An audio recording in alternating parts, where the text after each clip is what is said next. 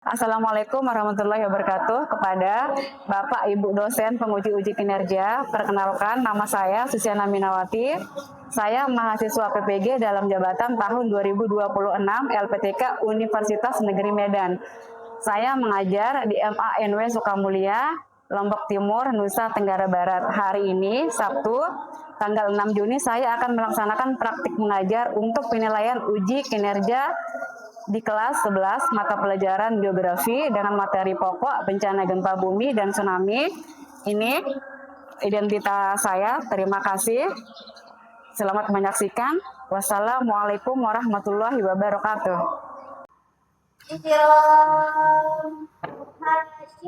Assalamualaikum warahmatullahi wabarakatuh.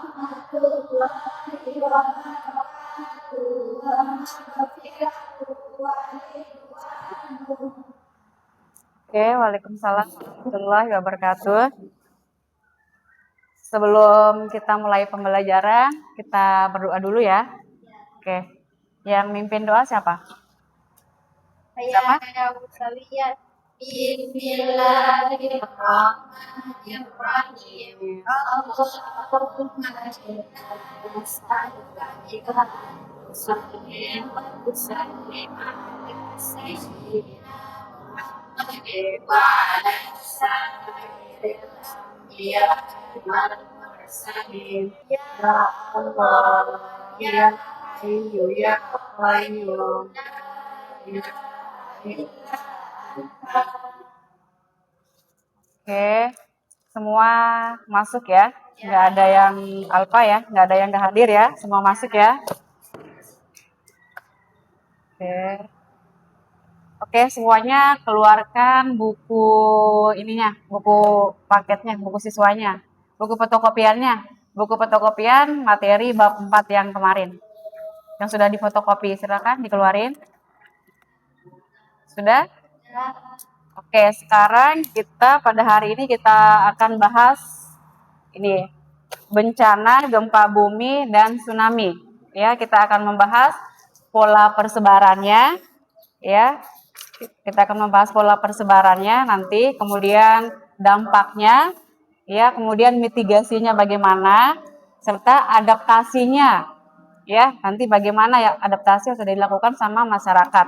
Itu nanti akan kita bahas, ya. Jadi pada hari ini kita akan bahas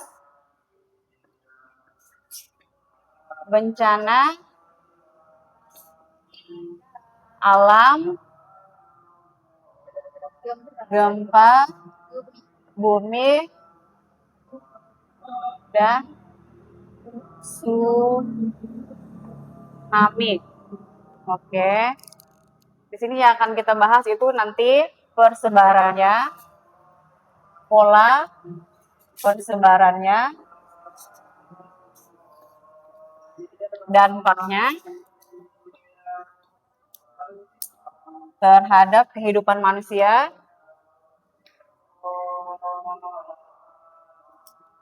nah ini akan kita bahas yang 4 ini. Nanti kalian akan berkelompok ya. Bagi kelompok ini akan kita bahas kelompok 1, 2, 3, dan 4. Ya, karena ini sudah aturan duduknya sudah bagus ya. Berarti 1, 2, 3, 4. Ya, kelompok 1 yang ini nanti akan membahas pola persebarannya, kemudian yang berikutnya akan membahas dampaknya terhadap kehidupan. Bencana alam itu apa? Apa bencana alam? Kemarin sudah. Oke, bencana alam itu ada berapa? Oke, bencana yang disebabkan oleh alam, bencana non alam. Oke, yang non alam yang mana contohnya? COVID, benar. COVID itu bencana non alam ya. Oke, kalau sekarang gempa bumi. Apa itu gempa bumi? Ada yang tahu? Oke, itu pergeseran lempeng ya. Itu gempa bumi. Kalau tsunami? Akibat dari Apa? Akibat dari apa? Pergerakan? lempeng. Oke. Kira-kira kalau gempa buminya, pusat gempa buminya di darat bisa tsunami apa enggak? Nah, berarti di mana? Di laut. Oke. Oke, jadi tujuan kita untuk belajar ini, tujuannya, apa tujuan kita kira-kira? Tujuan kita Untuk mengidentifikasi. supaya kita apa? Sehingga kita belajar bencana alam, supaya apa? Bisa ini supaya kalian bisa tahu kira-kira persebarannya itu ada di mana, ya. Persebaran bencana alamnya, gempa bumi dan tsunami supaya kalian tahu itu ada di mana. Kemudian dampaknya supaya kalian tahu kira-kira dampak bencana alam itu apa saja, apalagi gempa bumi dan tsunami. Ya, kalian pernah lihat di media-media bencananya kan? Gimana ya? Bisa meluluh lantahkan daratan kita. Kemudian supaya kalian tahu kira-kira upaya untuk menanggulanginya apa. Nah, itu adalah mitigasi. Nah, itu tujuan kita belajar ini supaya kalian bisa. Kita sekarang bagi kelompoknya sudah. Sekarang Ibu bagikan LKS ya. Oke, ini LKS yang harus kalian kerjakan. Oke, sudah ya. Satu kelompok satu.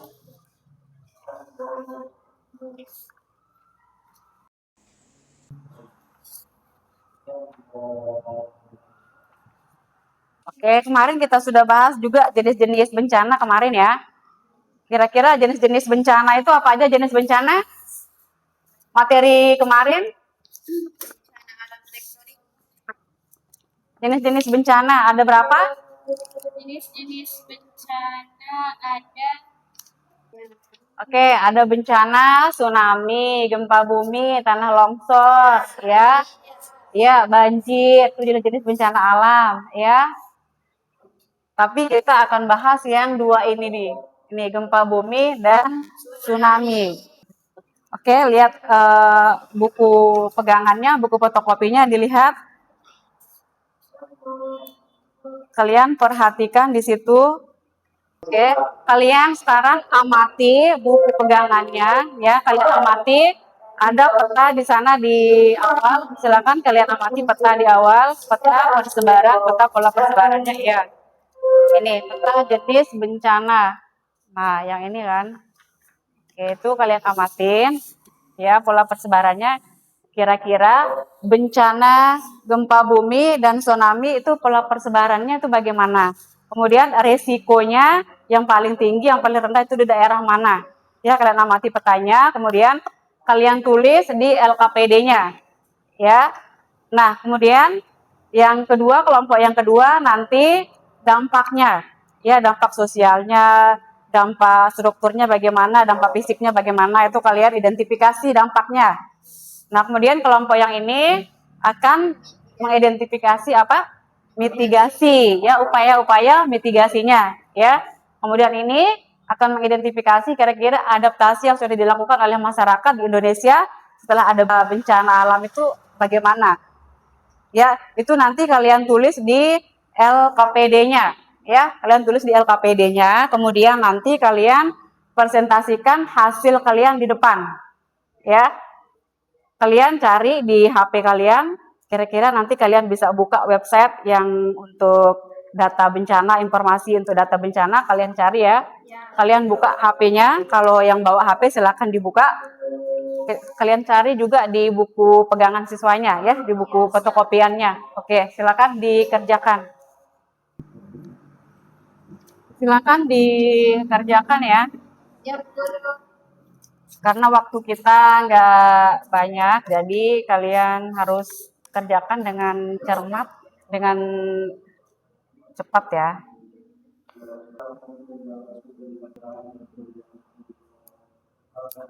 Nanti kalau sudah pengamatannya, kalian rumuskan pertanyaan nanti di sini ya. Kalian rumuskan pertanyaan, kira-kira pertanyaan masing-masing kelompok itu kira-kira apa, kalian sama-sama rumuskan pertanyaan, nanti itu kalian bahas ya. Kira-kira dari kelompok ini rumusan pertanyaannya apa, nanti kita bahas sama-sama ya.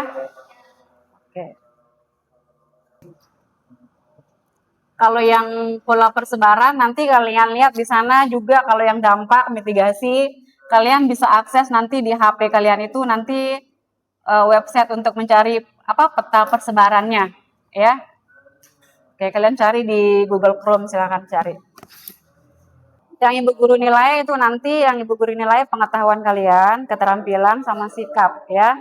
Bagaimana pengetahuan kalian ketika kalian menyampaikan nanti presentasi kalian ya, keterampilan kalian bagaimana dalam mengerjakan berdiskusi itu semua Ibu Guru nilai ya. Kalian bertanya, menjawab, bagaimana kalian tegas menjawabnya itu semuanya Ibu Guru nilai. Ya. Oke, sikap kalian bagaimana dalam bertutur kata ketika menyampaikan informasi yang kalian tidak peroleh, kalian presentasikan hasil kalian itu semuanya Ibu Guru nilai ya. Oke.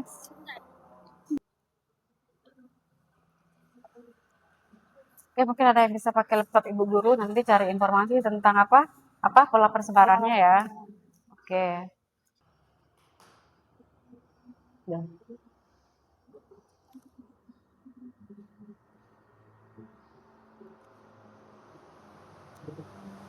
Oke. Oke, silakan dikerjakan ini. Kenapa? Udah ketemu? Oke, dampak positifnya udah? Dampak negatif, oke. Gempa bumi, dampak positifnya sudah. Dampak negatif. Kalau tsunami sudah? Iya, berarti sudah ketemu ya.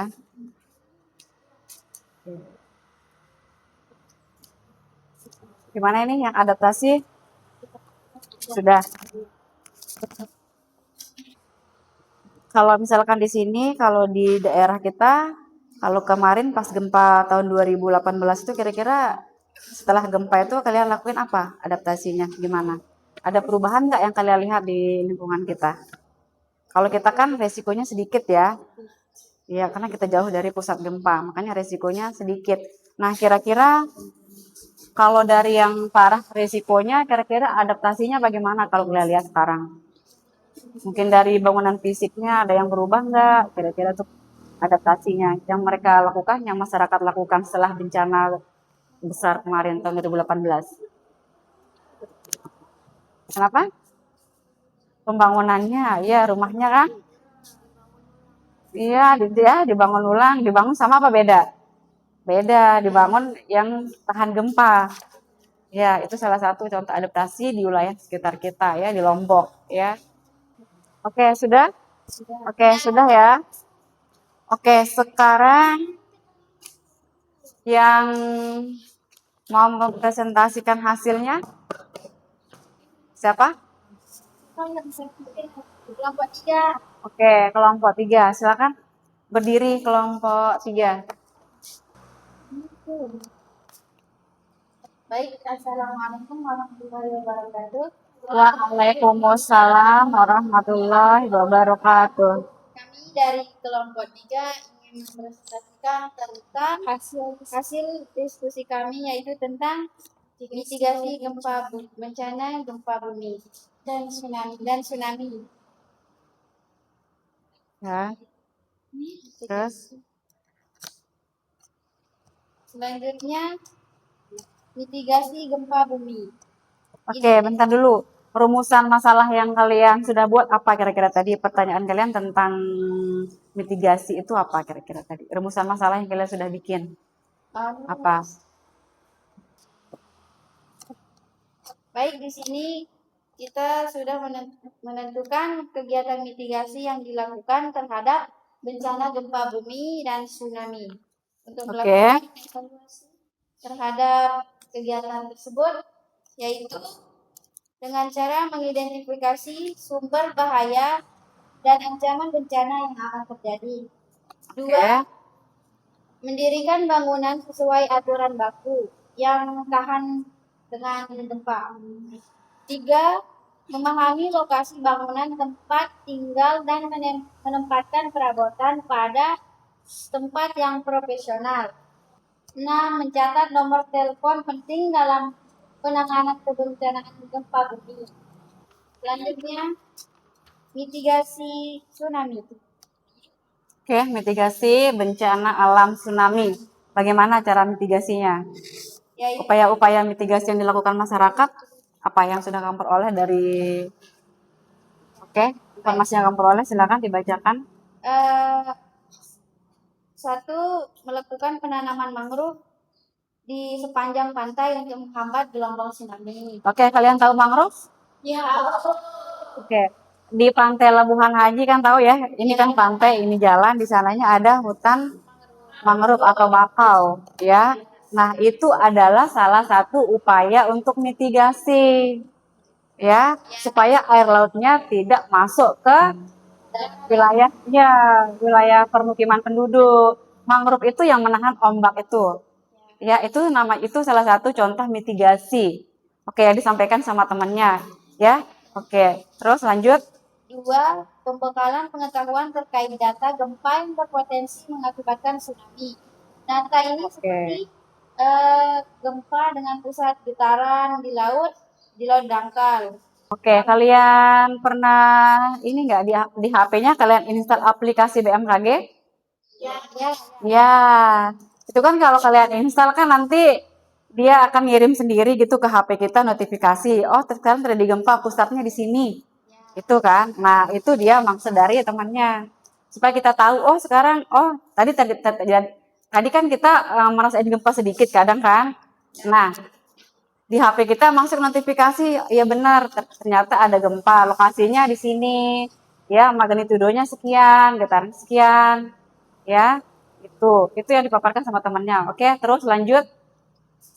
tiga, terdapat sistem peringatan dini tsunami dalam skala regional dan internasional. Oke, itu sirine ya, ada sirinenya ya. 4, Oke. pengelolaan pemantauan berkala. 5, dan yang terakhir, sistem pendeteksi tsunami dirancang dua bagian. Pertama, jaringan komunikasi dan infrastruktur untuk menyampaikan informasi adanya bahaya tsunami sebagai peringatan dini. Kedua, jaringan sensor pendeteksi tsunami yang akan terjadi. Oke, seismograf ya, itu nama alatnya ya, alat pendeteksi tsunami. Oke, lalu ada yang bertanya, silakan. Oke, ada temannya yang mau bertanya. Ya, baik. Tindakan mitigasi apa yang harus dilakukan oleh masyarakat secara mandiri jika terjadi guncangan gempa bumi yang berpotensi tsunami saat berada di dalam ruangan. Oke, kalian bayangin di sini pertanyaan itu. Sekarang kita ada di dalam kelas ini, kita sedang belajar. Kemudian ada gempa bumi. Nah, kira-kira apa yang akan kita lakukan? Oke, mungkin yang di tengah, silakan. Aktifan kalian menjawab juga Ibu Guru nilai ya. Ini udah ada penilaiannya, silakan. Berlindung di bawah meja. Oke, kita berlindung Di bawah meja. Oke, kita berlindung di bawah meja atau kita lari keluar? Kalau sempat lari keluar. Kalau sempat lari keluar, kalau nggak sempat terguncangannya makin keras. Lebih baik dia di bawah kolong meja. Oke, kita lebih baik berlindung di bawah meja. Ya, itu adalah mitigasi ya yang harus kita lakukan. Ya. Oke, sudah sekarang. Oke, terima kasih untuk kelompok ini. Sekarang kelompok berikutnya. Hal pertama, bagaimana pola persebaran bencana gempa bumi dan tsunami di wilayah Indonesia? Pola persebaran gempa bumi. Persebaran gempa bumi di Indonesia mengikuti jalur pertemuan tiga lempeng tektonik besar, yaitu lempeng Eurasia, lempeng Indo-Australia, dan lempeng Pasifik. Pola persebaran resiko tsunami. Resiko tsunami tertinggi ada di wilayah pantai yang berhadapan langsung dengan zona subduksi atau megatrust. Megatrust itu ombak yang besar itu ya, itu megatrust. Ya. B. Kelompokkan wilayah Indonesia yang memiliki tingkat resiko gempa bumi dan tsunami di wilayah Indonesia. Gempa bumi resiko tinggi di wilayah Sumatera Barat, Bengkulu, Aceh, Lampung, Banten, Jawa Barat, NTB, dan NTT. Tsunami resiko sedang. Pantai Barat Subar, Pantai Utara Jawa, Pantai Timur Sulawesi, Gorontalo, Maluku Tenggara. Yang C, tentukan faktor penyebab dari terjadinya ancaman gempa bumi dan tsunami di Indonesia. Yang pertama yaitu letak geologis, yang kedua jalur cincin api Pasifik, tiga adanya banyak patahan atau sesar aktif, yang keempat kondisi geografis, dan yang kelima gempa laut dangkal berkekuatan besar. Oke. Kira-kira dari silakan kesimpulan dari pola persebarannya bagaimana? Kalian harus bikin kesimpulannya. Kesimpulannya bagaimana kira-kira? Dari materi yang kalian paparkan itu, kalian simpulkan. Kita bisa tahu bahwa gempa Oke. bumi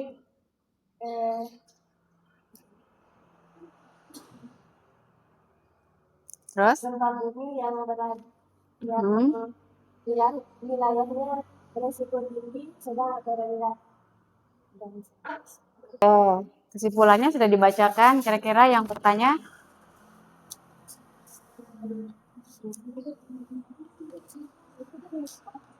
gimana?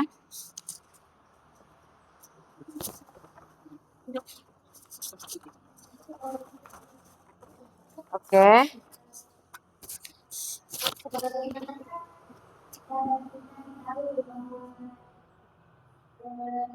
Dengan bencana tersebut kita mengetahui resikonya tinggi, sedang atau rendah. Oke. Pertanyaannya Pak, bagaimana? Bagaimana kita mengetahui tentang bencana itu beresiko tinggi, sedang, dan rendah? Oke, misalkan bencana gempa bumi, dari mana kita tahu kalau risikonya itu tinggi, sedang, rendah? Kalian dapat informasinya dari mana? Kita bisa melihat dari peta zonasi ancaman bencana gempa bumi di Indonesia. Oke, kita bisa mengetahui informasi itu. Informasi itu kita dapat kira-kira kan ada badan BNPB namanya ya, badan pemerintah ya. Oke, kita dapat informasinya dari BNPB. Kan nanti kita dapat melihat peta informasinya di sana. Kalian lihat di situ kita di Lombok kan dilewatin juga, ya kan? Nah, tapi kalau kita di Lombok, kira-kira di Lombok bagian mana yang paling besar dampaknya? Di Lombok bagian utara. Kenapa di sana lebih besar? Karena pusat gempanya dekat dengan wilayah Lombok Utara. Kalau pusat gempanya itu ya magnitudonya itu dekat dengan daerah kita, ya di Lombok Timur, kita pasti akan apa? Risikonya tinggi atau rendah? Tinggi, ya. Seperti bencana gempa bumi tahun 2018, ya kan? Iya. Oke, sudah? Kalian semua masing-masing membuat kesimpulan terhadap persebaran di LKPD-nya. Kalian bikin kesimpulan di sana, masing-masing semua bikin kesimpulan terhadap pola persebaran gempa bumi dan tsunami di wilayah Indonesia, dampaknya bagaimana, kemudian mitigasinya, kemudian adaptasi yang sudah dilakukan oleh masyarakat. Oke, kalian masing-masing tulis di LKPD, kalian bikin kesimpulan. Oke, kalau sudah bikin kesimpulan, LKPD-nya dikumpulkan.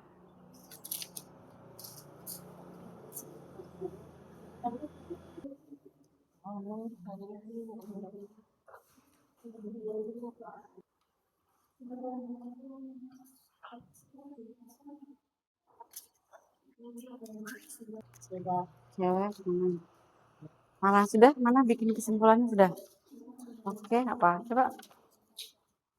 Oke, tahan gempa, struktur bangunannya fleksibel. Oke, kesimpulan sudah. Ini kesimpulannya gimana? Coba. Ah, pusingnya.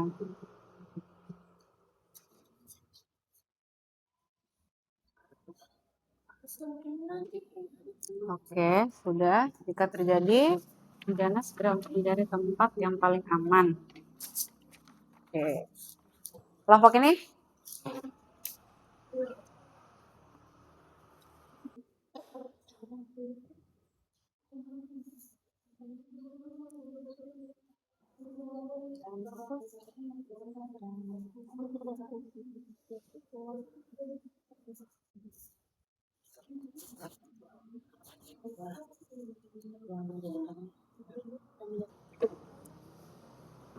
Nah, sekarang Ibu Guru minta kalian saling koreksi.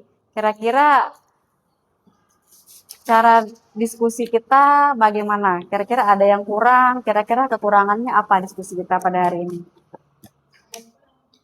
Ya, apa kira-kira kurangnya? Kemudian yang kedepannya kita harus bagaimana? Oke. Kurang ice breaking, kurang semangat. Iya. Oke, semangat semangat. Tepuk tangan.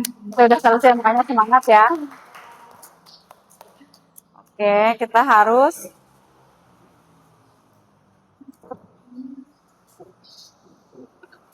setelah kita mempelajari materi ini, kira-kira manfaatnya yang kalian rasakan itu apa?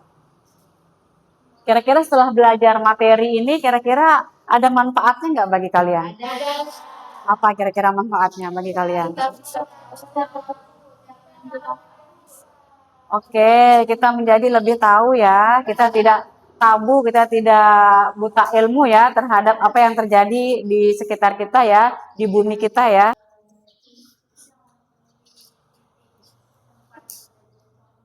Oke, kita bisa mengetahui kira-kira titik lokasi bencana di mana, kita bisa tahu ya, kita bisa akses informasinya. Oke. Oke, untuk pertemuan berikutnya kita akan bahas bencana. Kita akan bahas bencana letusan gunung api. Ya.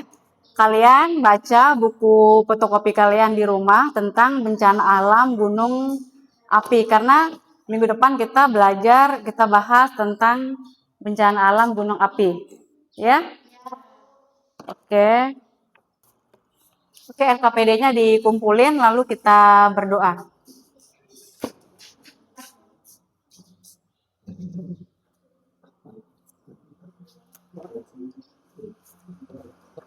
Oke, kelompok ini LKPD-nya sudah. Oke, sekian pelajaran hari ini. Ya, kita tutup dengan berdoa. Oke, yang mimpin doa. Bismillahirrahmanirrahim. Rabbana atina fid dunya hasanatan wa fil akhirati hasanatan wa qina adzabannar. Subhana rabbika rabbil izzati amma yasifun. Wassalamun alal mursalin walhamdulillahi rabbil alamin. Amin. Ya rabbal alamin.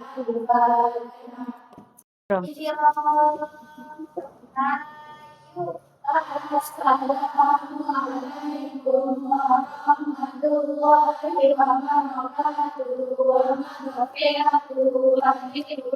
Oke, sudah ya.